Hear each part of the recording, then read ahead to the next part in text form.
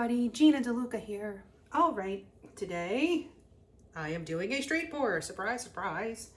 Going for the Boulder cells again. The colors that I'll be using are Loft Aqua Green for my background and base coat. Decoart Americana Decor Matte Metallics in Aged Bronze. The regular metallics in bronze. And metallics in copper. I love this color palette. Kind of has a Southwest sort of vibe, you know, like the turquoise and the copper. And so we're going to see what happens. These paints are mixed 1 part paint to 2 parts Floetrol. That mixture is then thinned to the proper consistency with my concoction of 90% water and 10% Floetrol. The consistency that we're working with is about a 2 on my consistency scale. It is making a mound, but it disappears rather quickly.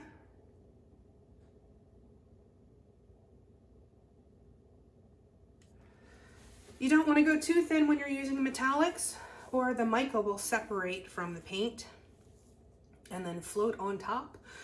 That can be a cool look if you are trying to do like a sky and you're using like a silver as your clouds. That can provide a neat effect, but that's not what I'm going for today. Before we get started, have you seen the Fluid Art inspiration cards? If you have, you can fast forward about a minute. Very sorry to the people who joined the premieres who can't fast forward, but what we have are 52 cards. There are 42 technique cards, and each technique card has an associated video here on YouTube. That is a picture of that particular technique. This box here has a tip for that technique, and this is the color palette associated with that particular painting. And then these 2 boxes, those colors can be used together as the basis of a 2-color palette, or you can build off of that. There are 8 bonus color palette cards. Each color palette card has 5 color palettes. You can use all of the colors or just use some of the colors. Mix and match the palettes and techniques, and you have many thousands of combinations, more than one could ever paint in a lifetime. And these are available at my website, ginadeluca.net, and now also at amazon.com. And these can be used for all types of art, whether it's crochet or stained glass, beadwork, what have you. The first thing I'm going to do is lay down my base coat. I am going to try to save a bit in my cup. Hopefully enough for a bit of a puddle to pour into, but also a bit to save for the top of my pour. You'll see what I mean. Just in case these colors don't sink the way that I want them to.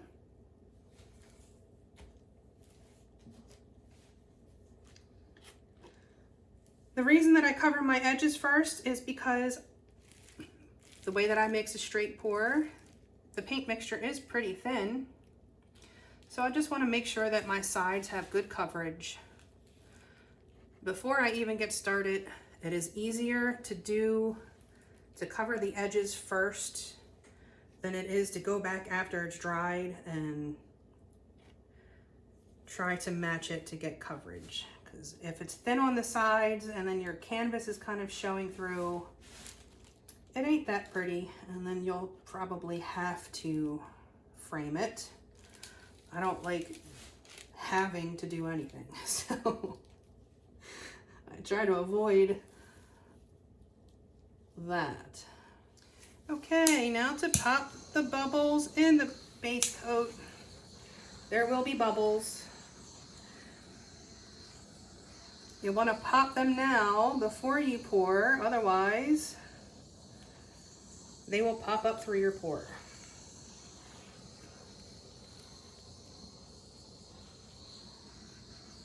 Also, a very good reason to use a color for your base coat that is already in your painting. So if you do wind up with bubbles popping through, it still works because it's in there. If I were using white as my base coat and white cells popped up into my pour, but there's no white in my pour, it would look weird.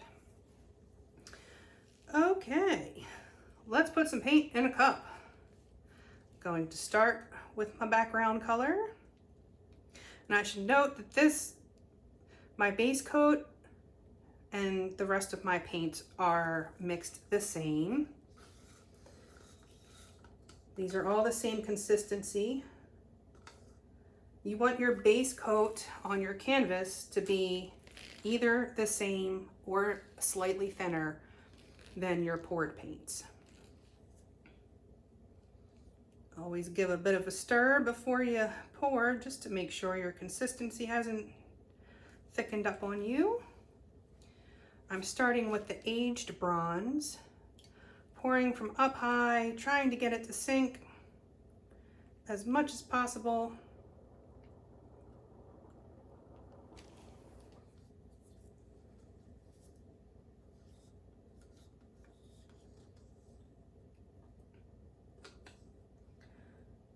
When the paints want to be on top, like these Decoart paints do, if you force them to sink, then when you pour them out, it will come to the top. So I pour from up high, forcing it to sink as much as possible. This is where my former bartending skills come into play.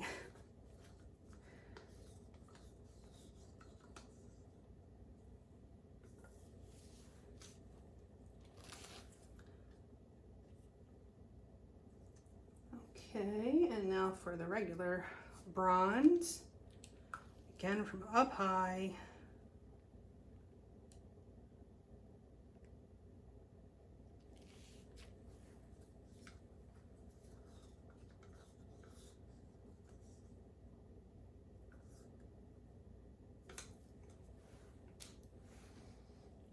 Okay, this is what I was talking about, saving a bit to pour on top, so that all of the metallics are covered, or at least as much as I can get, to aid in the cell production.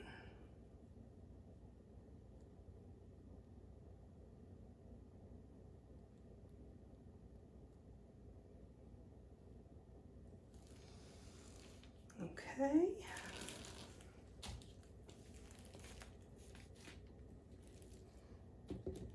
This is an 18 by 24 Arteza canvas.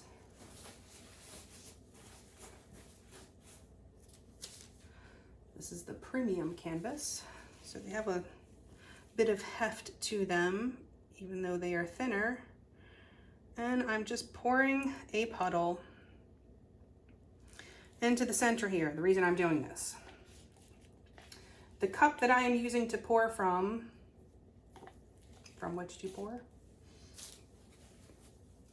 is smaller than what I need, but my other cup that was bigger is having issues. So we're just gonna do it like this, and I'm gonna start off as a straight pour and then do slow rings.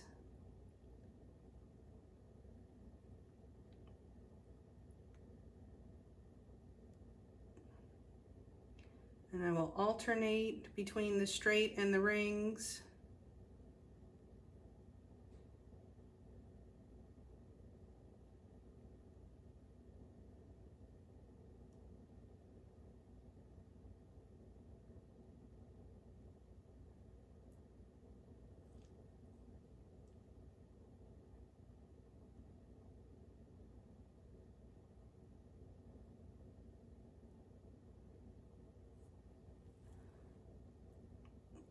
I'm gonna try to spin this while I still have a decent amount of paint in the cup. I don't usually do it that way.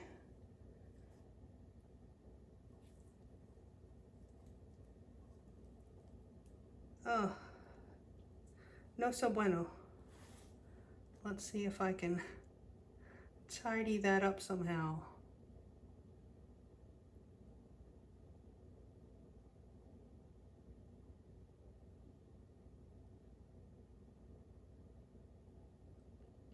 I'm going to alternate direction for a bit.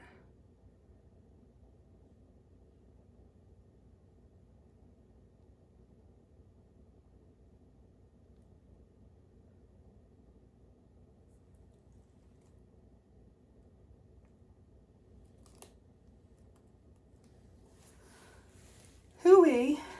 Well, that was a disaster averted. Now, we wait. Be patient. If you're going for the Boulder cells, you don't want to tilt right away. The longer we wait and the more of these cells pop up before we tilt, then those cells get stretched, and that's how you get the Boulder cells. Let's pop some of these bubbles.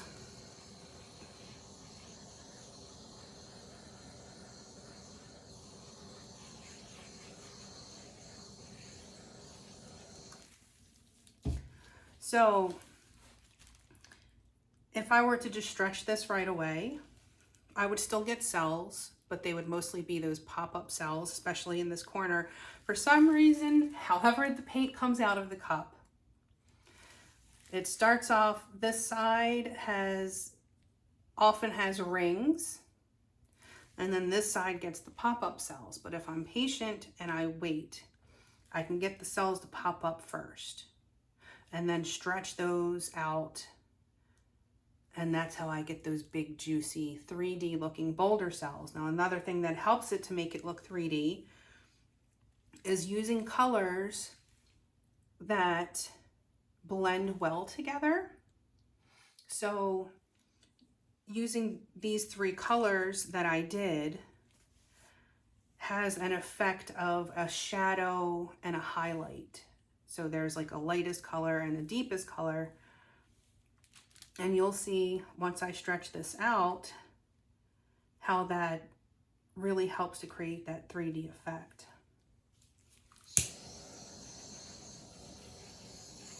You might need to pop the bubbles a couple of times because they keep rising to the top as it sits.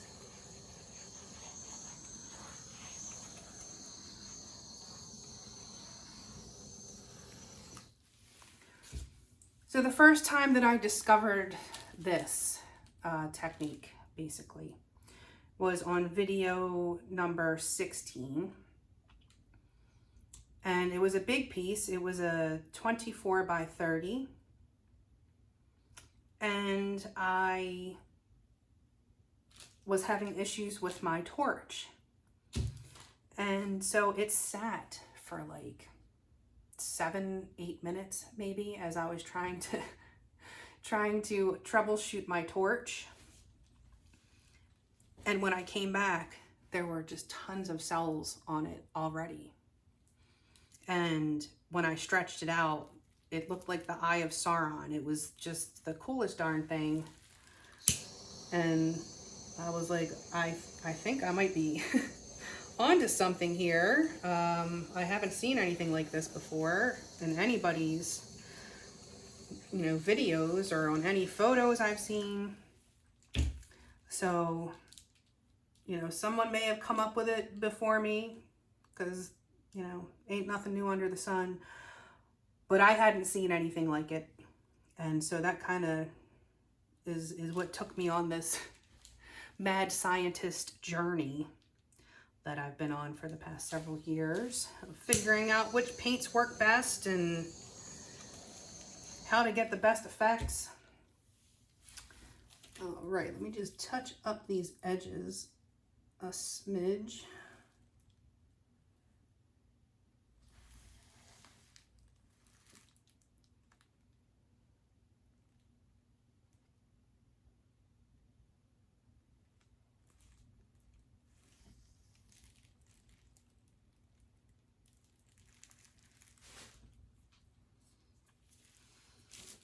Okay.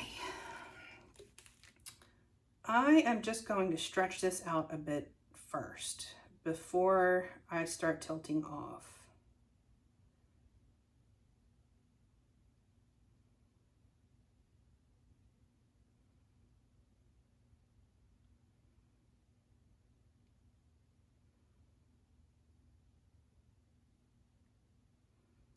As I stretch this, more cells will pop up.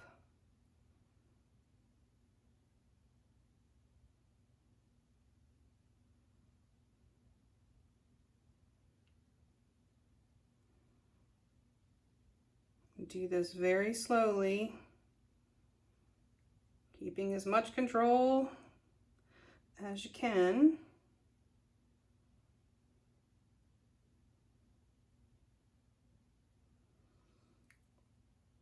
Always being mindful of where the weight of your paint is. Make sure that you recenter the weight of your paint before you change direction. This will help you immensely in keeping your composition.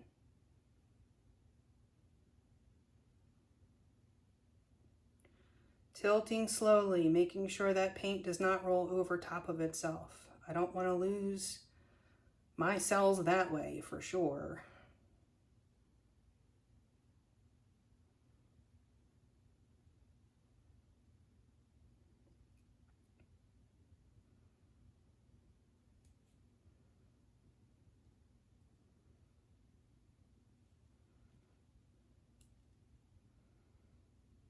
As you can see, not tilting off, just giving a very good stretch.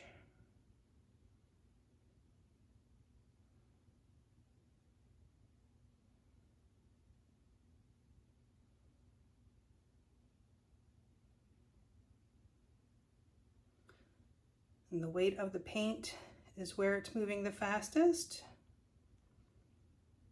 The more you do it, the more you'll get the feel for it.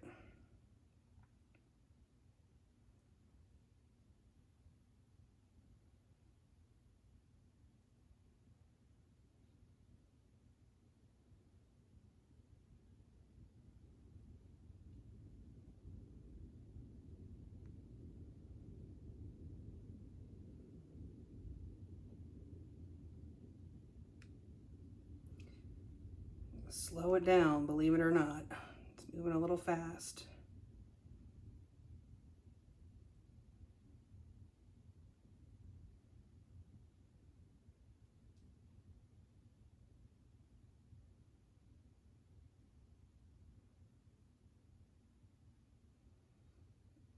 I don't want to lose those cells. I just want to stretch them.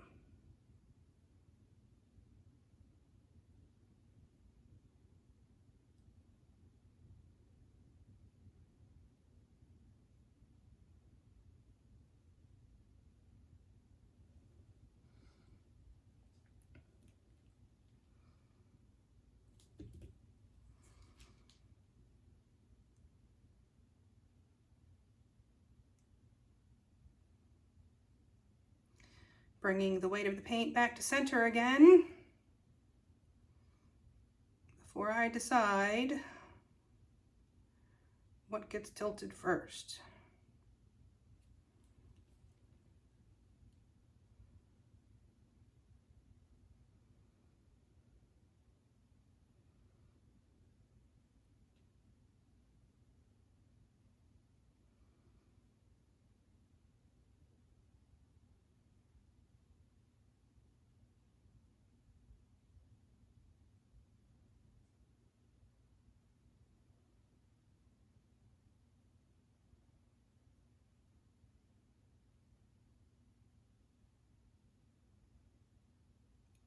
I don't know why I typically tilt this corner first. I'm either a creature of habit, it just sets itself up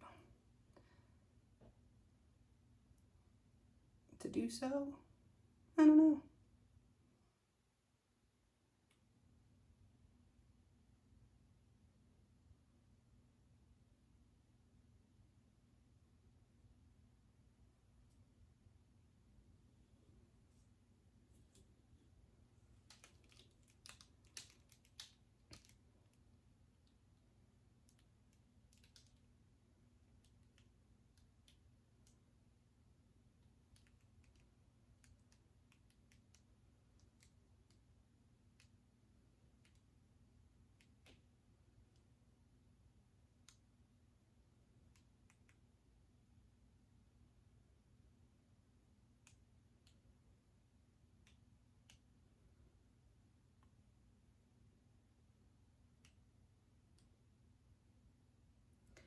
Going too fast, going too fast.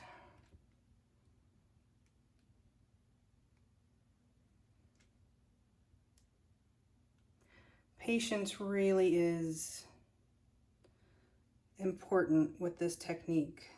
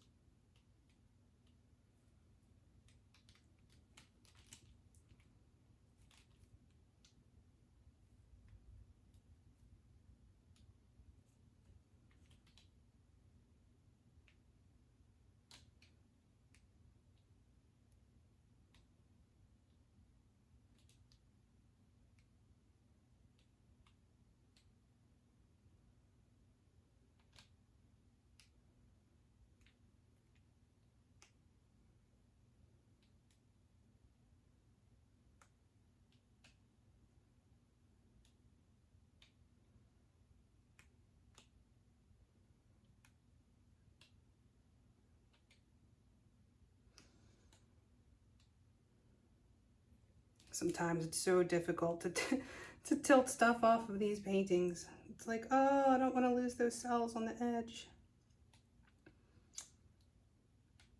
Sometimes you just got to make sacrifices, you know?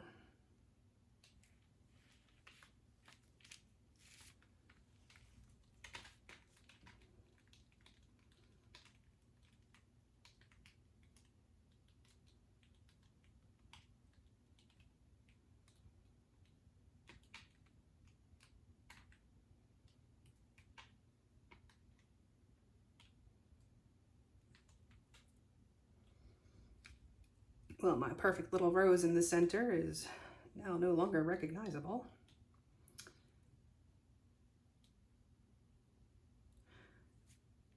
Part of that is because I didn't have quite enough paint. I would usually be using more paint than this, but I'm not worried.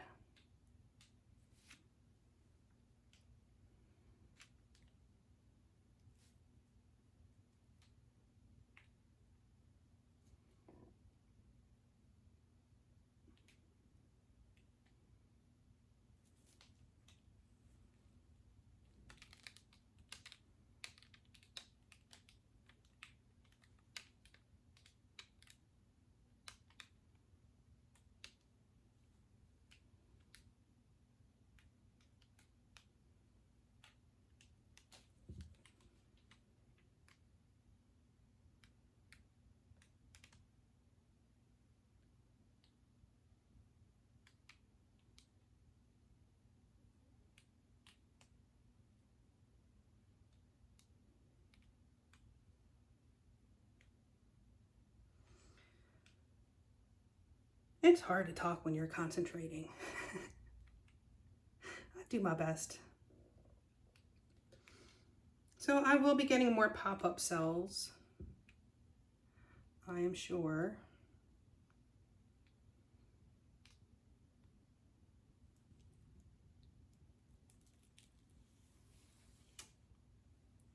Well, my center got accidentally totally wrecked.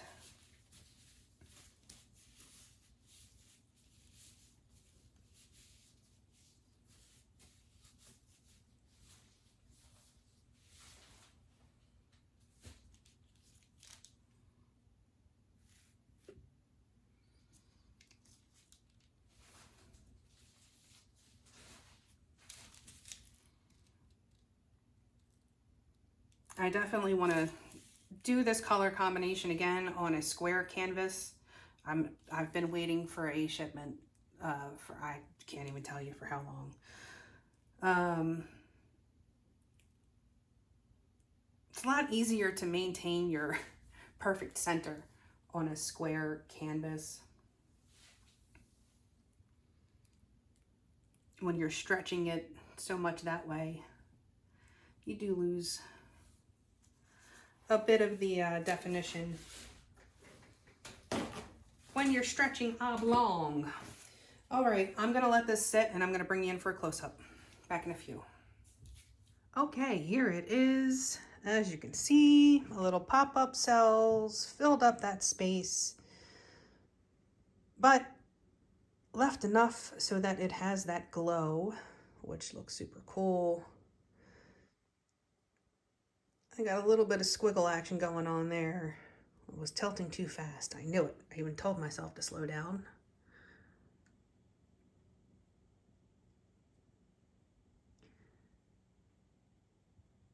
I love the bottom half of this. That turned out quite well.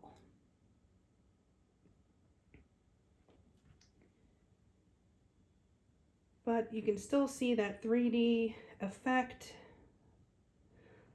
that I get, even if it is squiggly boulders. The overall effect is very cool. From a distance, you can really see that glow, that inner glow.